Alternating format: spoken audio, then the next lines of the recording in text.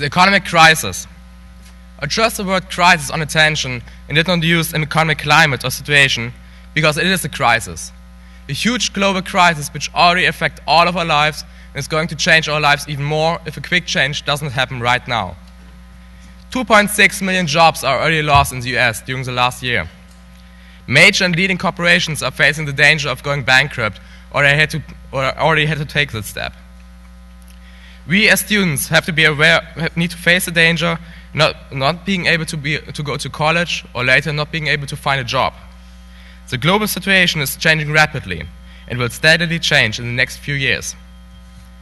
Despite those facts, I often hear students say, I don't care about the economy. I personally do not know how people can think like that. I think many of you are not aware of the danger we need to face.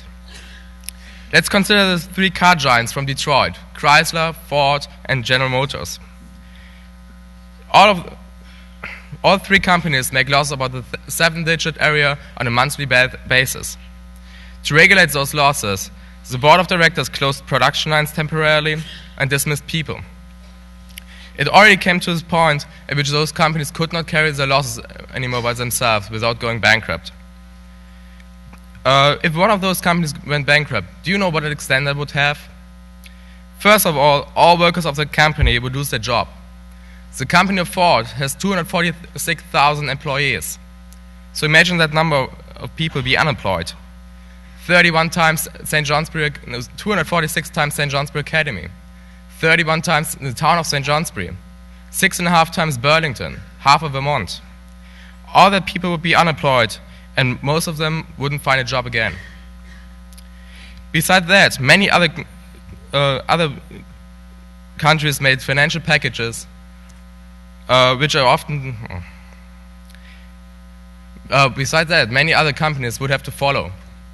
Product distributors which deliver cars, auto manufacturer, all would have to go in major problems. Combined, there are 10% of American jobs which would have to face the danger of getting erased. The government would also suffer with a rising unemployment rate, and many people would not find a job again. Poverty would increase, and with that, most likely also criminality and violence. If one of those companies fails, everybody, employees in the automobile branch, as well as you sitting here in chapel, would suffer. President Barack Obama made several investment plans of around $800 billion to avoid such a scenario. This money is supposed to support companies when they suffer and to finance projects to result in economic growth. Still, I think $800 billion is not enough compared to such an importance and to other governmental spendings. The USA is spending $700 billion annually on the military. That is 3 times as much as whole Europe. Besides that, all European and Asian countries made financial packages which are often related to the country's size, much smaller than the one here in America, the one which is criticized so extensively.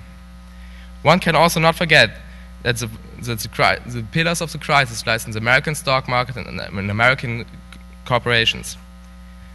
As I said, we are living in a difficult time right now.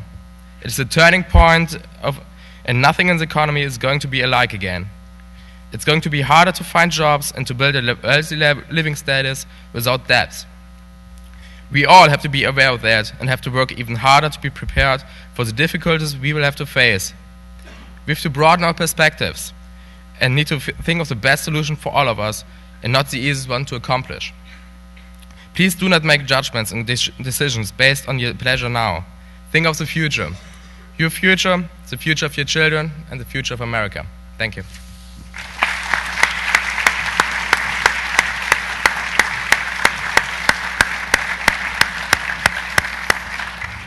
Thank you, Benedikt.